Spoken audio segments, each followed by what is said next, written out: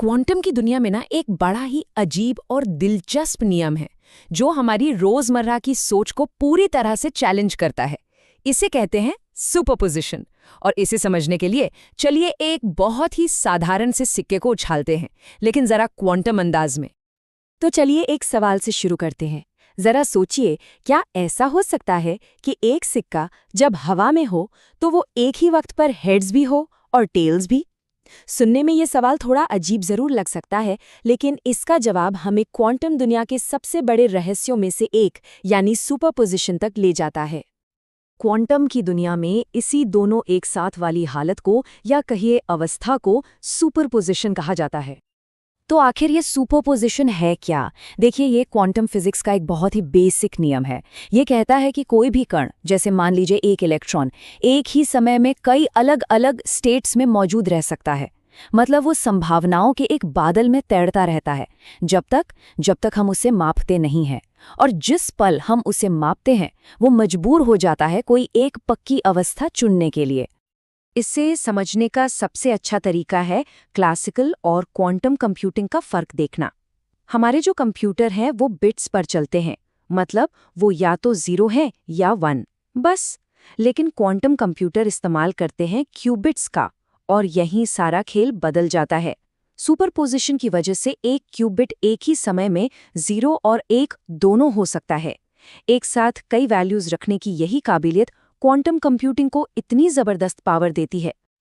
अच्छा, ये कॉन्सेप्ट थोड़ा मुश्किल लग सकता है, तो इसे समझने का सबसे बेहतरीन तरीका है एक घूमता हुआ सिक्का। इस एक्सपेरिमेंट को जरा ध्यान से देखिए। जब सिक्का मेज पर शांति से पड़ा है तो वो या तो हेड्स है या टेल्स। ये एक क्लासिकल बिट जैसा है, सिंपल।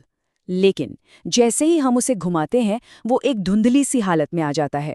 वो एक ही समय में हेड्स भी है और टेल्स भी। बस यही है सुपरपोजिशन।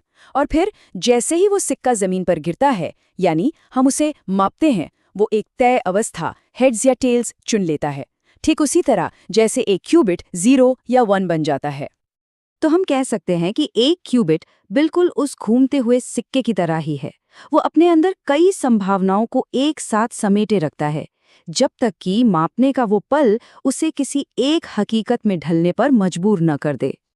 तो ठीक है, ये सब सुनने में तो काफी अच्छा है, लेकिन इस सुपरपोजिशन की असली ताकत क्या है? असल में यही तो है क्वांटम की असली सुपर पावर। सुपरपोजिशन की असली ताकत है इसकी रफ्तार में। सोचिए, अगर किसी को एक पहेली सुलझानी है जिसके लाखों जवाब हो सकते हैं। एक सामान्य कंप्यूटर क्या करेगा? वो हर जवाब को एक एक करके परखेगा, बहुत ज्यादा वक्त लगेगा। लेकिन एक क्वांटम कंप्यूटर सुपरपोजिशन की मदद से सभी के सभी संभावित जवाबों को एक ही समय में परख सकता है। ये कुछ वैसा ही है जैसे एक ही झटके में सारे पासवर्ड्स आजमा लिए जाएं। और जैसा कि हमारे सोर्स में भी कहा गया है, सुपरपोजिशन ही क्वांटम कंप्यूटिंग का असली जादू है। यही क्षमता इसे भविष्य की टेक्नोलॉजी बनाती है। और हाँ, ये सिर्फ टेक्नोलॉजी तक ही नहीं है। ये दोनों एक साथ वाला जो आइडिया है, ये तो कुदरत का एक बुनियादी नियम है। इसका सबसे अच्छा उदाहरण है प्रकाश यानी लाइट, जो कभी एक कण की तरह बर्ताव करती है तो कभी एक लहर की तरह। ये भी तो कुदरत में सुपरपोजिशन का ही एक रूप है। तो ये जो घूमते सिक्के का आइडिया है, ये सिर्फ एक दिमागी कसरत नहीं है। इसका असर आने वाले वक्त में दवाइयों से लेकर हमारी दुनिया की समझ तक फैलने वाला है। सुपरपोजिशन से चलने वाले क्वांटम कंप्यूटर्स सच में दुनिया बदल सकते हैं।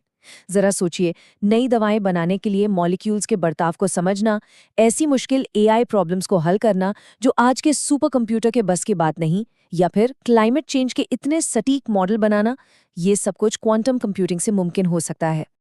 तो ये सारी बातचीत हमें एक बहुत बड़े सवाल के साथ छोड़ जाती है। अगर क्वांटम लेवल पे कण एक ही समय में 2 जगहों पर हो सकते हैं, तो हमारी दुनिया में और क्या कुछ ऐसा है जिसे हम आज नामुमकिन मानते हैं? क्वांटम फिजिक्स हमें सिर्फ टेक्नोलॉजी नहीं दे रहे, ये हमें हकीकत की सीमाओं पर फिर से सोचने के लिए मजबूर कर रही है।